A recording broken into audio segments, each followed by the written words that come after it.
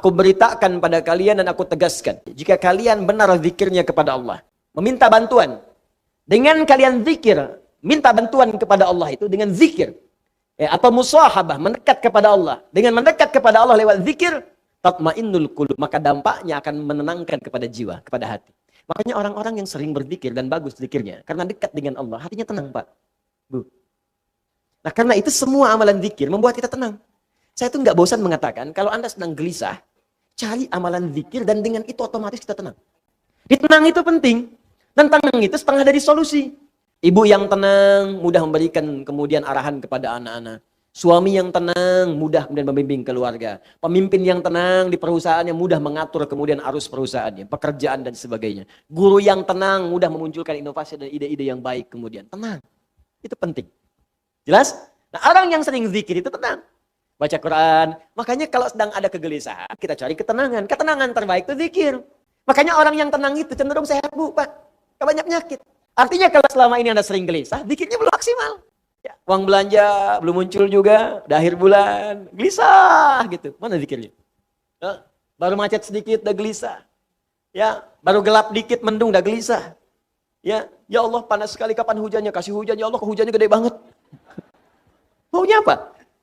3, ini yang paling hebat. Ini yang jarang banyak orang ketahui. Untuk itu mari kita mulai kajian kita dengan kembali membahas surah An-Nur pada ayat yang pertama dan ayat yang kedua insyaallah. Bismillahirrahmanirrahim. Di pertemuan 1-3 telah kita sampaikan bahwa Allah pada ayat yang pertama ini ingin menegaskan di surah ini satu surah. Bukan 1-2 ayat, tapi seluruh ayatnya. Satu surah ini saya turunkan kata Allah, dan saya wajibkan bagi kalian untuk mengamalkannya jika kalian ingin mendapatkan cahaya dalam kehidupan. Karena itu surah ini disebut surah cahaya. Mata menatap, alhamdulillah, mendapat bimbingan cahaya. Telinga mendengar, ada cahaya di pendengaran kita. Kaki melangkah, mendapat bimbingan cahaya dari Allah. Maka saya turunkan kata Allah satu surah yang dengan kalian membahas, mengkaji dan mengamalkan surah itu seluruhnya, dan saya wajibkan kalian mengamalkan isinya, bukan sekedar dibaca. Jadi kalaupun ada yang baca surah ini sampai khatam berkali-kali, ratusan kali, ribuan kali, tapi tidak mengamalkan isinya, maka besar kemungkinan dia tidak bisa mendapatkan cahaya yang dijanjikan. Lalu saya terangkan kata Allah, semua rumusan untuk mendapatkan cahaya itu dengan keterangan yang jelas, ayatin bayyinat. Keterangan-keterangan dariku, tanda-tanda dariku, petunjuk-petunjuk dariku, kata Allah dengan sangat jelas. Bayyinah itu, Bapak Ibu sekalian, kalau di dunia hukum, itu bukti yang sudah nyata, yang nggak bisa ditolak lagi. Lam yakunil ladzina kafaru min walal musyrikina munfakkina hatta bayyinah. Ya, orang-orang kafir itu, orang-orang musyrik itu, dari kalangan ahli kitab, ya, kata Allah, sulit mempercayai kamu Muhammad SAW sebelum datang kepada mereka bukti yang jelas. Karena itu pada Nabi Muhammad SAW oleh Allah diberikan tanda yang sangat jelas, yang mustahil bagi mereka untuk mengelak dari tanda-tanda itu. Di kitab mereka dituliskan seorang Nabi akhir zaman punya tanda di pundaknya. Ya, begitu dilihat di pundaknya tandanya ada. Seorang Nabi akhir zaman ketika berjalan dari sejak kecil akan ada awan teduh yang menaungi. Tandanya jelas kelihatan. Ya, seorang Nabi akhir zaman akan punya tanda begini-begini, semua tandanya muncul semua. Nah, itu diketahui oleh mereka. Tidak ada celah kemudian untuk mengelaknya. Seperti persis matahari terbit di timur, kemudian tenggelam di barat. Itu bayyinah. Jadi kalau ada dalam Al-Quran sifat-sifat bayyinah, artinya semua yang diterangkan oleh Allah dengan sangat jelas, saking jelasnya, nggak ada celah bagi kita untuk mengelak. Kalau sampai yang sudah jelas pun masih mengelak juga, maka ini ada persoalan dalam jiwanya. Ya, saya mau tanya pada Bapak Ibu sekalian. Misal, saya mau contohkan. Ini apa? Tisu. Kalau saya katakan ini apa belum kelihatan, Anda bingung jawabnya wajar. Tapi kalau saya tunjukkan jelas dengan bendanya, sampai warnanya, belum yakin juga ini tisu, berarti ada masalah dalam pandangan Anda. Jelas ya? Tapi kalau Anda jelas melihatnya putih dan mengingkari ini tisu, maka masalahnya di hati Anda. Demikian nanti Allah terangkan di surah ini. Tentang bagaimana fungsi mata, tentang bagaimana menjaga diri dalam kehidupan, tentang manfaat mengerjakan ini, menjauhi ini, dan dijelaskan semuanya. Teorinya dijelaskan, manfaatnya dijelaskan, contohnya dijelaskan. Makanya disebut di awal, saya jelaskan sejelas-jelasnya. Kalau masih belum jelas juga, ada masalah kemudian dengan cara dia memahaminya. Kalau sudah jelas gak diamalkan, ada masalah di hatinya. Kalau sudah jelas kemudian gak beriman juga, ini ada masalah dalam jiwanya. Pelan sampai sini, paham? Baik. Kemudian apa fungsi semua ini saya terangkan kata Allah dengan jelas. Dan saya menginginkan kalian punya cahaya dalam kehidupan. Apa di antara tujuan yang paling utamanya? La'allakum tadhakkarun. Supaya kalian mampu meningkatkan zikir kepada Allah subhanahu wa ta'ala. Bagian terakhir ini yang akan saya pertajam. Sebelumnya, saya terangkan sebagian saat di Al-Hikmah. Bapak Ibu sekalian, zikir adalah segala kegiatan atau aktivitas. Segala kegiatan atau aktivitas yang mampu mendekatkan diri kita dengan Allah subhanahu wa ta'ala. Yang mampu mendekatkan diri kita dengan Allah subhanahu wa ta'ala. Setidaknya zikir dalam Al-Quran itu memiliki 3 fungsi secara umum. Dia ada 3 fungsi zikir. Secara umum ya. Pertama, mengenalkan dan mendekatkan seorang hamba dengan Allah subhanahu wa ta'ala. Mengenalkan dan mendekatkan seorang hamba dengan Allah subhanahu wa ta'ala. Sudah?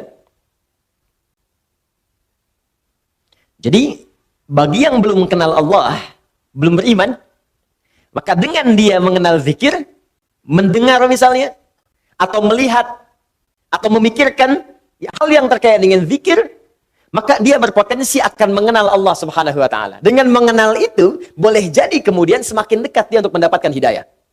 Contoh, saya berikan langsung misalnya, Allah perdengarkan zikir kepada semua kalangan manusia, dan zikir ini diperdengarkan 24 jam tanpa berhenti, semuka bumi. Jadi terus berputar. Apa diantaranya? Suara azan. Ya, azan. Azan itu bagi orang beriman panggilan untuk sholat. Terus, bagi yang belum beriman, itu pengenalan kepada Allah. Untuk diingatkan kembali bahwa dia punya Tuhan yang hak. Karena itu sholat dalam Al-Quran disebut dengan zikir. Ya, buka Quran surah ke-20 ayat 14. Ketika Allah menegaskan kemudian kepada Nabi Musa alaihissalam, kata Allah, innani anallah, la ilaha illa ana, fa'budni, wa aqimis salata li dzikri. Innani anallah, kata Allah Musa, saya Allah. La ilaha illa ana, tidak ada Tuhan yang layak disembah dan dipertuhankan kecuali saya. Anda silahkan bandingkan ya. Satu-satunya kitab suci di muka bumi yang mengatakan langsung saya Allah, sembah saya, hanya Al-Quran. Silahkan cek di kitab manapun. Anda temukan, adakah satu kitab yang mengatakan saya Tuhan, sembah saya? Silahkan cek. Hanya di Al-Quran tertulis, innani anallah. Di mushaf dituliskan, di Quran dibacakan. Innani anallah. Kata Allah, saya Allah. Dan kalimat yang menggunakan inna. Harfu tauqidin wa nasbin, tansibul isma wa tarfa'ul khabara, mabniun alal fathi la mahalla lahum lil i'rabi. Inna harfu nasab wa tauqid. Nasab untuk menancapkan sesuatu dengan kuat. Tauqid untuk menguatkan apa yang akan disampaikan. Kata Allah, innani, saya ini, saya tegaskan pada kalian. Ya, tancapkan di dalam jiwa-jiwa kalian, kata Allah. Cuman saya yang Tuhan.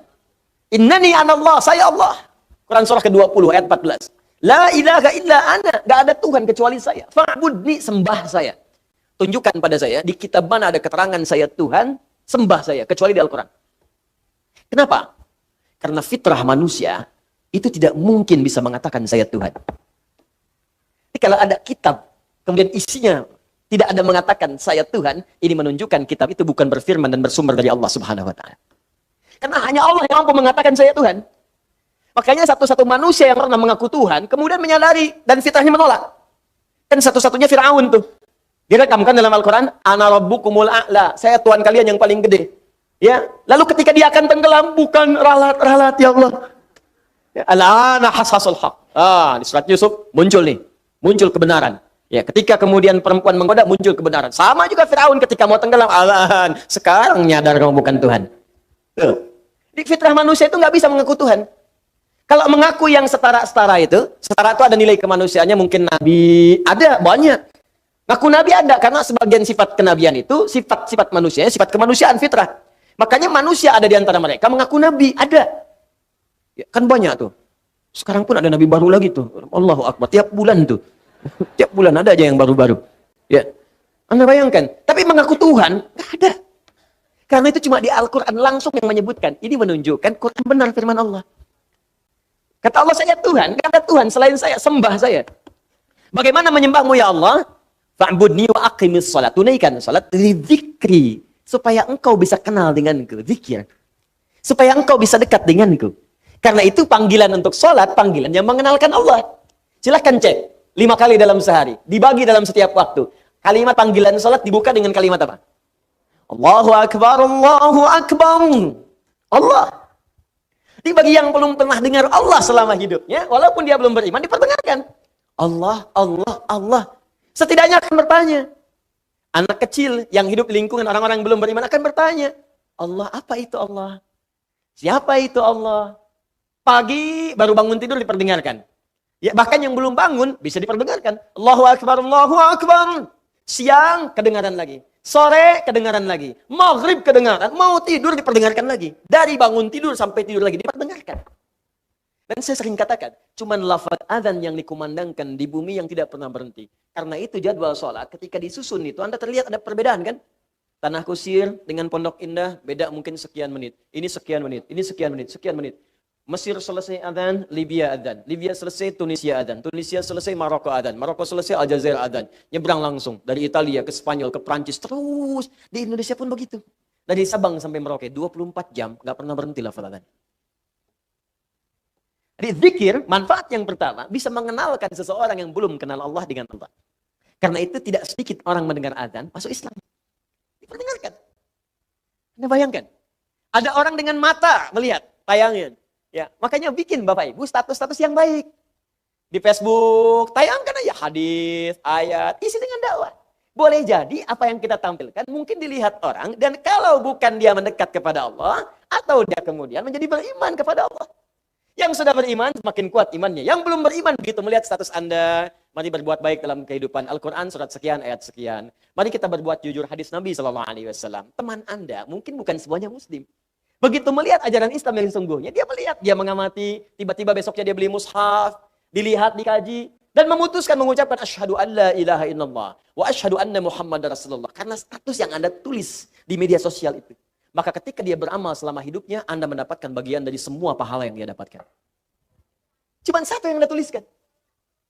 Ini bikin status. Tanah Kusir macet ya. Apa yang didapatkan? Enggak ada yang dapat gitu kan. Ini zikir. Zikir, zikir. Jadi bagi yang belum kenal, kenalkan, kenalkan, kenalkan. Bagi yang sudah kenal, maka zikir ini akan mampu mendekatkan pelakunya semakin dekat dengan Allah Subhanahu wa Ta'ala. Karena itu orang yang rajin sholat, semakin banyak sholat, semakin dekat dengan Allah. Nggak percaya silahkan Bu, Pak. Kalau yang masih sholatnya fardu saja, apalagi yang kerjanya, maaf ya, menyendiri, belum senang jamaah, itu perasaannya masih biasa. Beda dengan ketika Anda mulai memburu masjid untuk jamaah. Di rumah pun pengen jamaah. Beda ketika Anda mulai memburu salat sunnah, malam tahajud, siangnya duha dikerjakan, rawatib tak tinggal. Demi Allah saya katakan, demi Allah, wallahi, Anda akan mendapatkan kenikmatan iman dalam jiwa. Yang ketika tertinggal sunnah, Anda bisa gelisah. Itu tanda Anda sudah mulai semakin dekat dengan Allah Subhanahu wa Ta'ala. Contoh lain, Al-Quran disebut zikir. Quran surah ke-15 ayat 9. Inna nahnu nazzalna dzikra wa inna lahu lahafizun. Sungguh kami telah turunkan Al-Quran sebagai zikir. Anda kalau sedang baca Al-Quran, zikir, sedang zikir.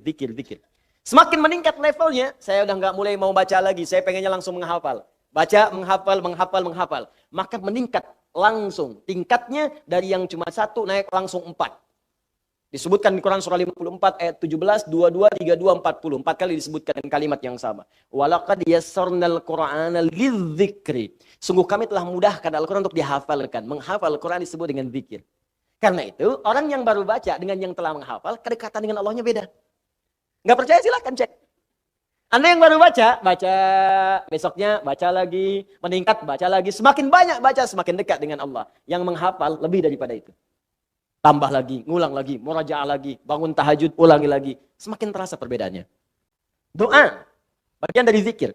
Quran surah ke-7 ayat 205. Wadhkur rabbaka fi nafsika tadarruan wa khifatan wa dunal jahri minal qaul. Makanya ketika Anda sedang berdoa, bukankah semakin merasa dekat dengan Allah? Ya kan? Ada perasaan berbeda dalam hati kita kan? Nah, jadi yang pertama, fungsi zikir itu mampu mendekatkan diri kita dengan Allah Subhanahu wa Ta'ala. Kalau sudah dekat orang ini, maka akan terjadi 2 hal dalam hidupnya. Fokus. Hal pertama, mudah mengerjakan perintah Allah, dan yang kedua, mudah meninggalkan larangan Allah Subhanahu wa taala. Satu, mudah mengerjakan perintah Allah Subhanahu wa taala. Dan yang kedua, mudah meninggalkan larangan Allah Subhanahu wa taala. Udah, sami'na wa ata'na saja. Kata Allah, salat, siap ya Allah. Puasa, siap ya Allah. Infak, siap ya Allah. Zakat, aku usaha supaya zakat ya Allah. Dia bekerja itu dapat kekayaan bukan supaya pengen kaya, supaya pengen zakat, Bu. Coba lihat, Pak. Perhatikan cara berpikirnya ya. Orang kalau sudah imannya tinggi, dengan Allahnya semakin dekat, jadi dia ingin meraih kedudukan dunia itu bukan untuk mendapatkan dunianya, untuk mendapatkan kedekatan ridha Allahnya. Di saat orang mencari dunia untuk menambah harta, saya pengen mobilnya diupdate dari Avanza jadi Ferrari, saya kan? Saya pengen kedudukan diupdate dari yang bawah di ke atas. Cuman untuk itu saja. Orang beriman tidak. Ya Allah, saya cari harta untuk supaya saya bisa zakat, saya bisa infak, saya bisa sedekah. Makanya ketika orang mengejar akhirat, dunianya ikut. Ya, mohon maaf Bapak Ibu, bukan berarti Anda zakat itu dilarang untuk membeli mobil-mobil yang bagus. Kalau bisa pakai.